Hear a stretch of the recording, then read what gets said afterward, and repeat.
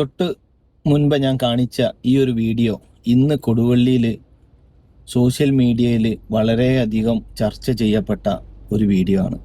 കാരണം കൊടുവള്ളിയുടെ അല്ലെങ്കിൽ കേരളത്തിൻ്റെ തന്നെ സെവൻസിൻ്റെ വേൾഡ് കപ്പ് നടക്കുന്ന കൊയപ്പ ഫുട്ബോൾ സ്റ്റേഡിയത്തിലാണ് ഇത്തരത്തിലൊരു അഭ്യാസം നടന്നത്.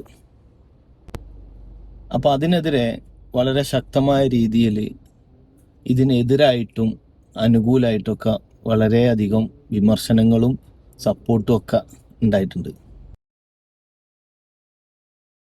അത് മുനിസിപ്പാലിറ്റി ഗ്രൗണ്ട്, അവിടെ എക്സിബിഷൻ നടക്കലുണ്ട്, സർക്കസ് നടക്കലുണ്ട്, വയൽ നടക്കലുണ്ട്, അതേപോലെ തന്നെ മറ്റു കലാപരിപാടികളും ഒക്കെ നടക്കുന്ന ഗ്രൗണ്ടാണിത്. അപ്പോൾ ഇതിനെതിരെ ഏറ്റവും കൂടുതൽ വിമർശനമായിട്ട് പറഞ്ഞത് കൊടുവള്ളിയിലെ ഫുട്ബോൾ ഗ്രൗണ്ടിനെ എന്തിന് ഇത്തരത്തിലുള്ള വണ്ടിപ്രാന്തന്മാർക്ക് ഇതുപോലുള്ള അഭ്യാസങ്ങൾ നടത്താൻ കൊടുക്കുന്നത് എന്നുള്ളതാണ്.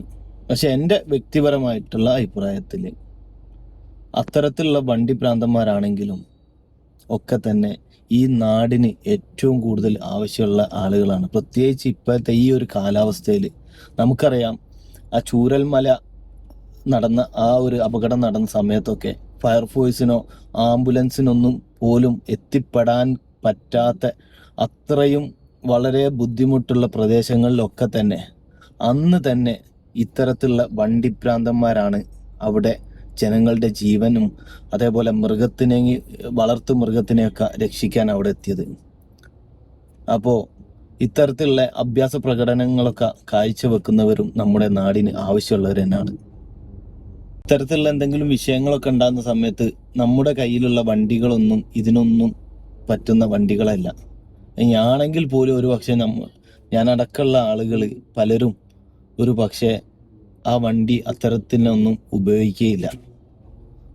അപ്പം അങ്ങനെ എന്തെങ്കിലും ബുദ്ധിമുട്ടൊക്കെ വന്നു കഴിഞ്ഞാൽ, നാടിന് വന്നു കഴിഞ്ഞാൽ, ഒന്നും വരാതിരിക്കട്ടെ, വന്നു കഴിഞ്ഞാൽ ഇത്തരത്തിലുള്ള വണ്ടിപ്രാന്തന്മാരായിരിക്കും ഇതിനൊക്കെ മുൻപന്തിയിലുണ്ടാകുക.